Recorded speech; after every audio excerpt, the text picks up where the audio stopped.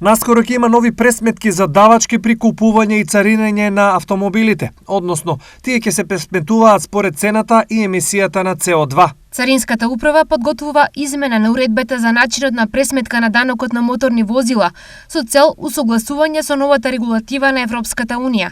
Измената се однесува на возилата произведени од 2022 година, за кои се применува нова метода за пресметка на количината на CO2, прикажан во потврдата за сообразност. Велат од царина.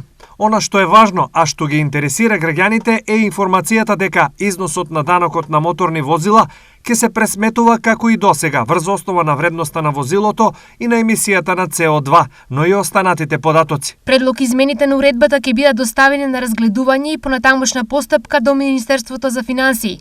До донесувањето на измените, на сила е постојната уредба за начинот на пресметка на данокот на моторни возила. Додаваат од Царинска управа.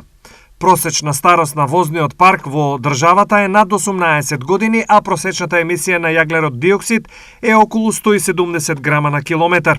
Границата што беше поставена за европските производители на нови возила за 2020 година изнесува 95 грама CO2 на километар, а сега се движи од 130 до 140 грама на километар CO2.